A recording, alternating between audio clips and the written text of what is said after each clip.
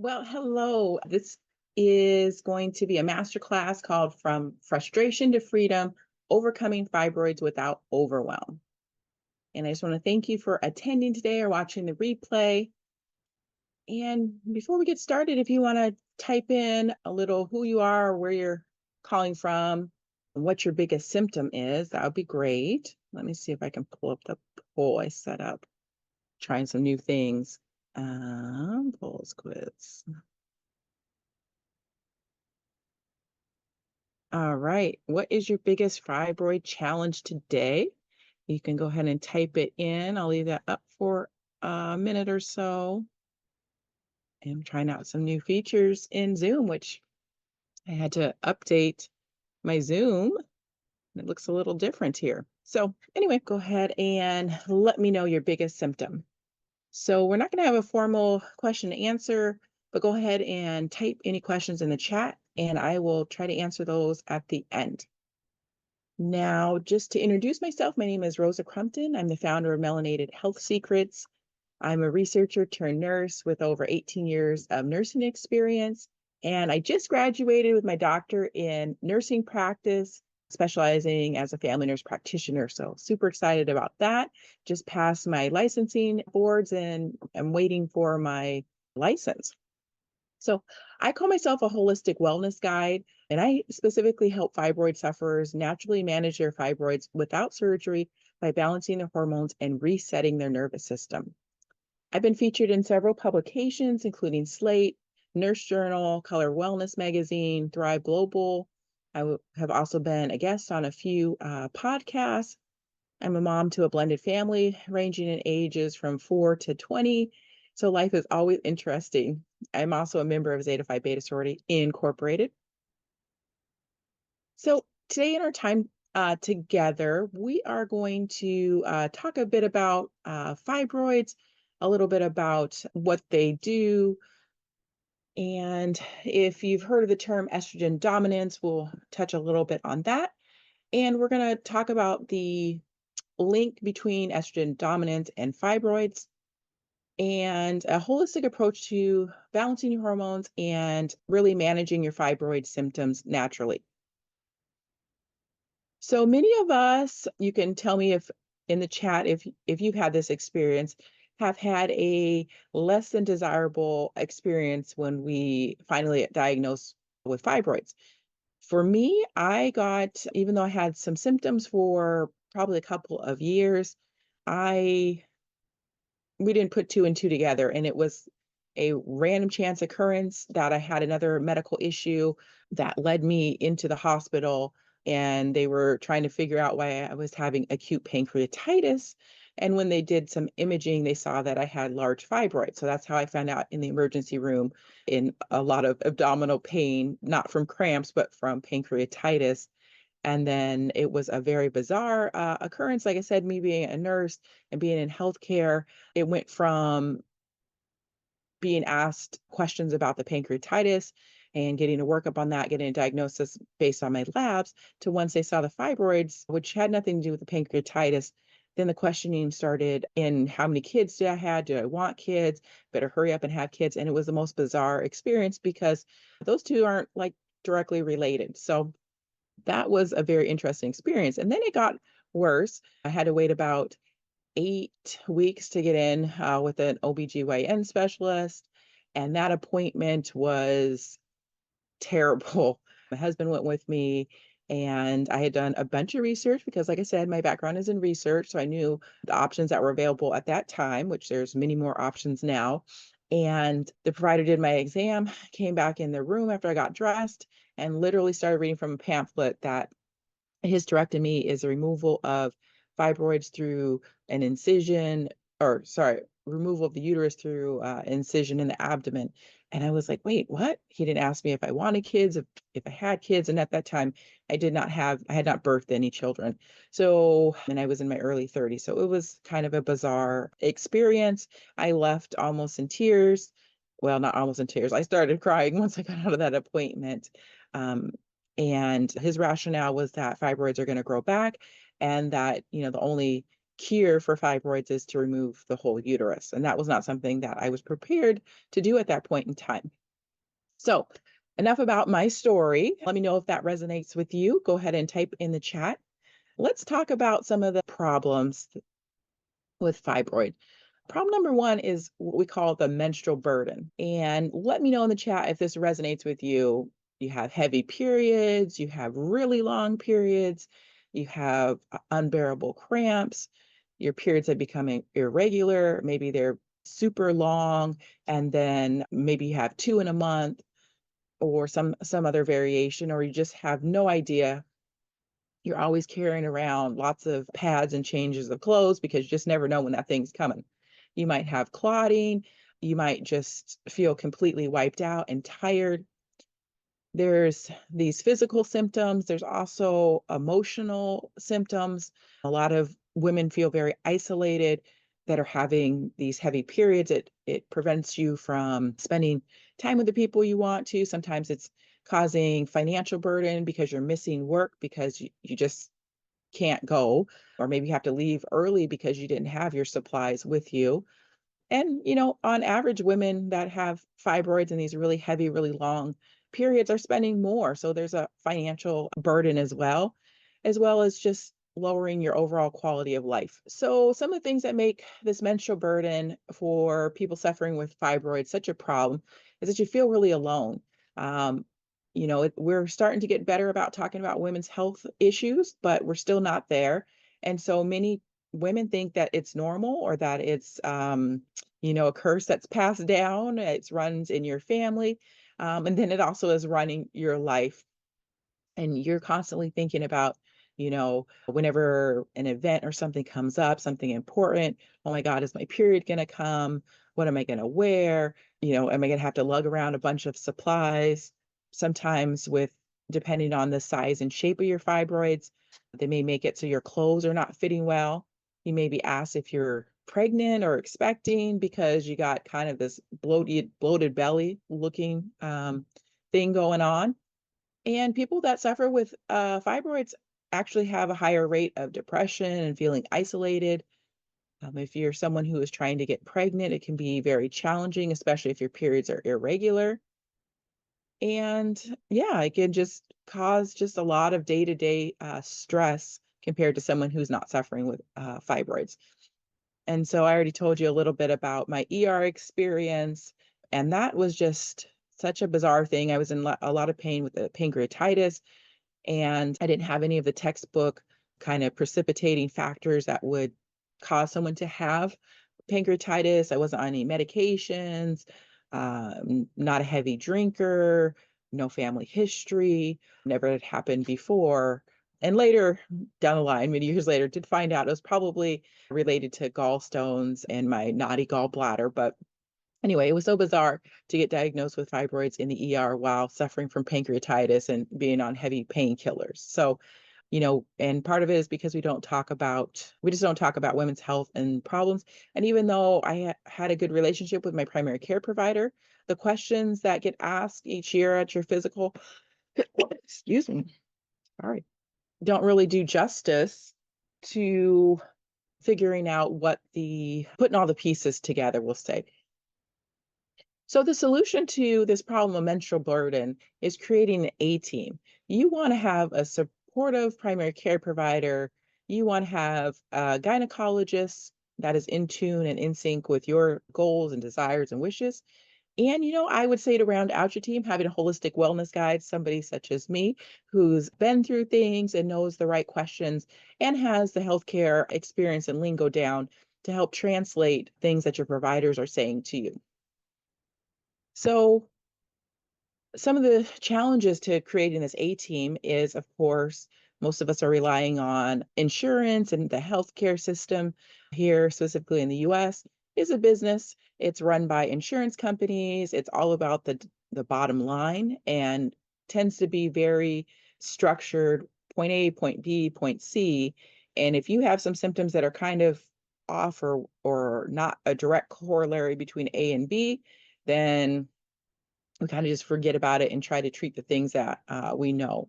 So this can cause some challenges, especially if you're looking for a holistic way to treat fibroids, especially if you're somebody who is reluctant to have surgery. And many of you know you're women of color yourselves, such as me, and you know that it is challenging historically and in current times to sometimes get providers to take you seriously, to recognize your experiences, your traumas, and your pain and the things that you're going through. And especially in the day and age of, 15-minute follow-up appointments with your primary care, there's so many things that need to be talked about. It's hard to get appointments. It's hard to get everything out in that short period of time. So it just makes it a really big challenge to deal with that menstrual burden problem. And here we are. So, got to sip here.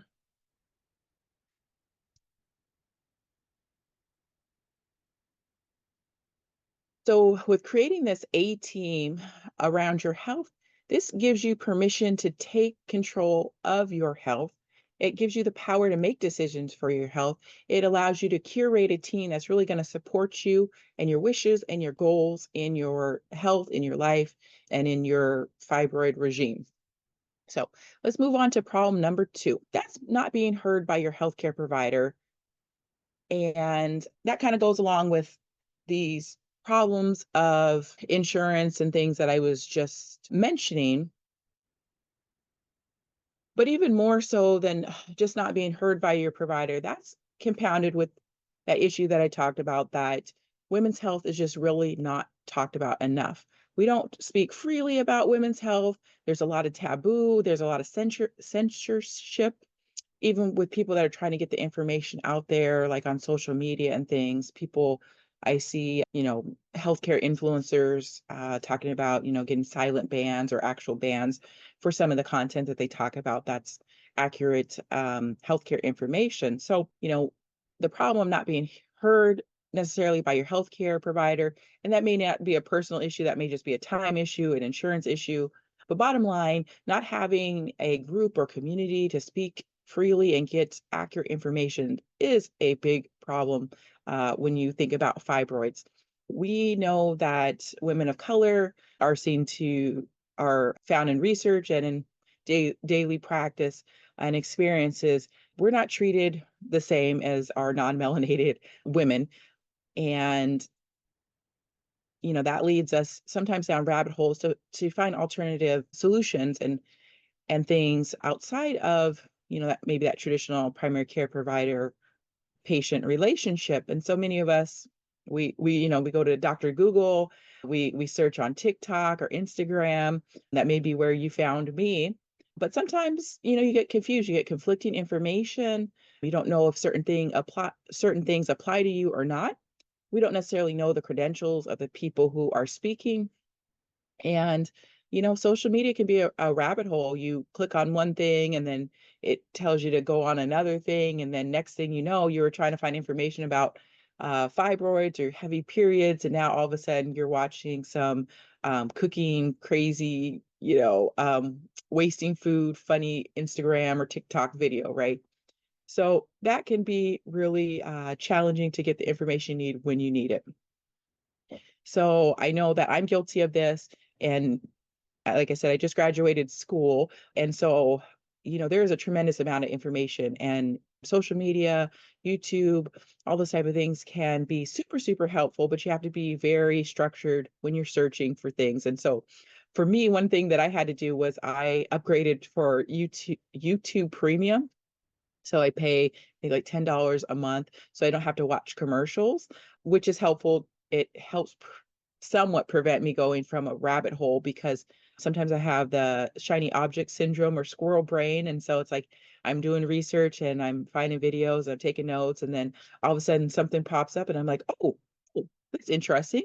And the algorithms know what you like. So the next thing you know, you're clicking, and going someplace that you didn't initially mean to be, and now you're wasting a lot of time. So the solution, of course, is to look for people who are credentialed, that have lived your experiences, that can really educate and support you with evidence-based information.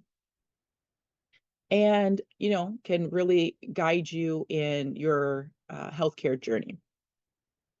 So I just want to take a second to talk about prioritizing yourself.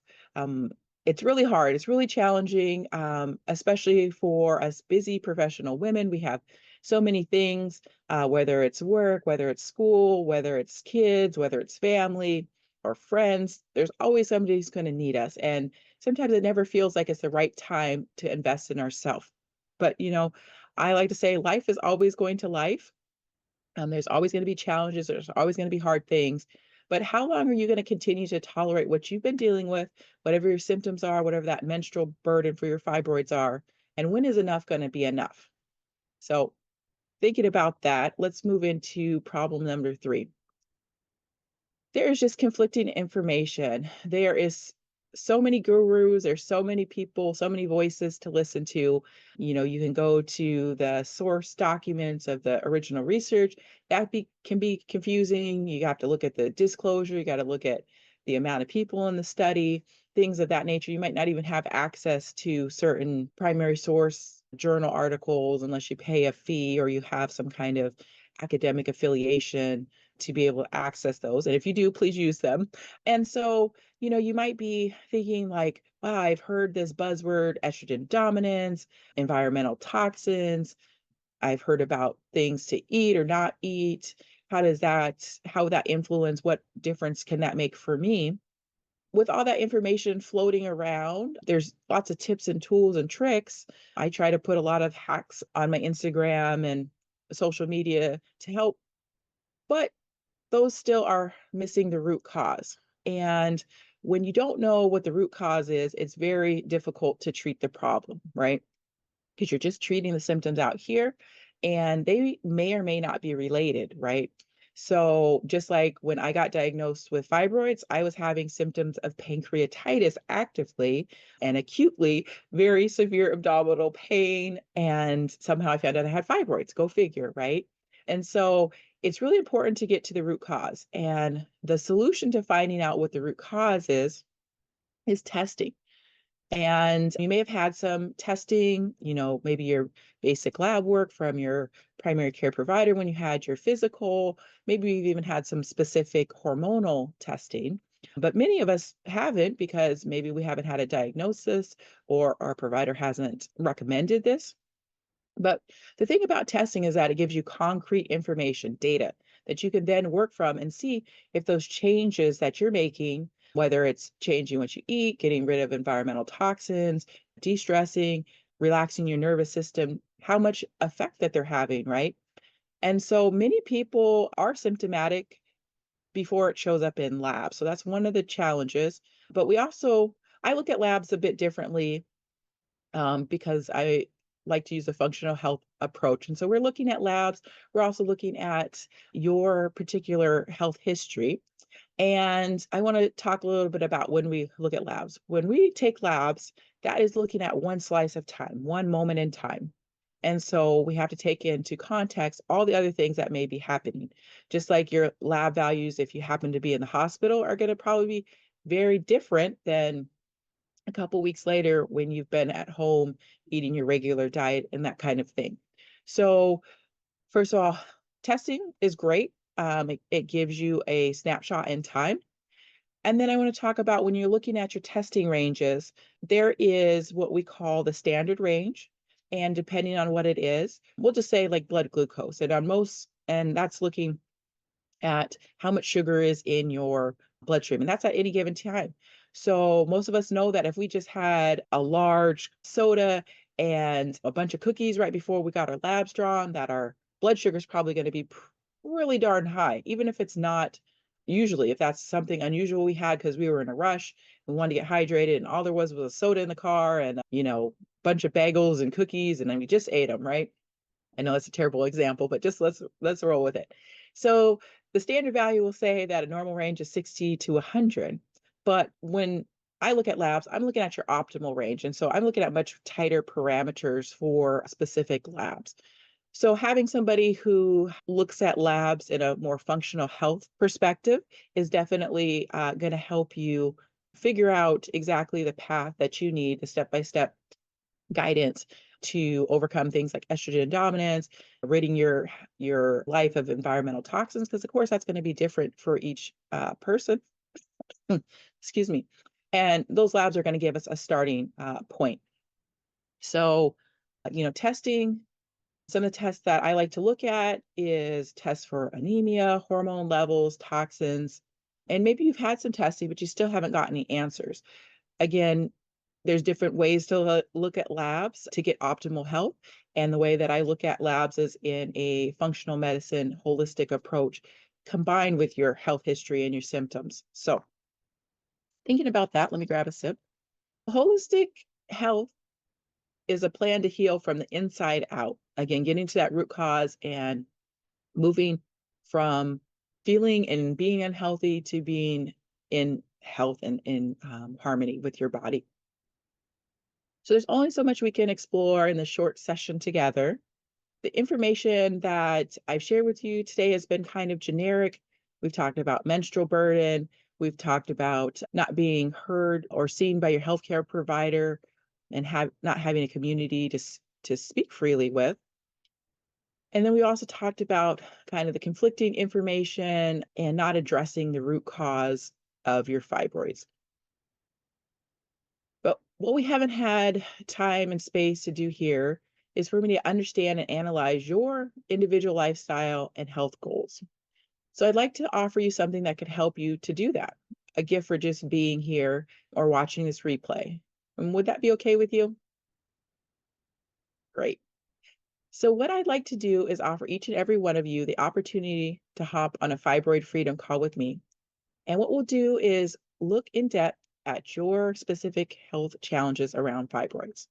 Now, this is a complimentary 45-minute fibroid freedom call together where we do these three things. Number one, we're going to assess your menstrual burden because that's unique to each person.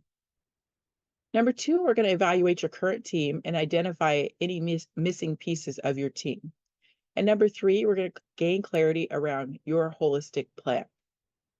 So that is what we will do in that call. And so if you'd like a fibroid freedom call, simply type yes in the chat right now, and I'll contact you directly to set up your session. Great. So I can't wait to speak with you. I want to thank you for attending today. Let me see if there's any questions in the chat. Okay, seeing none. If you're watching the replay, the email that you got will also have the link to set up that complimentary session with me. And I can't wait to speak with you. Thank you.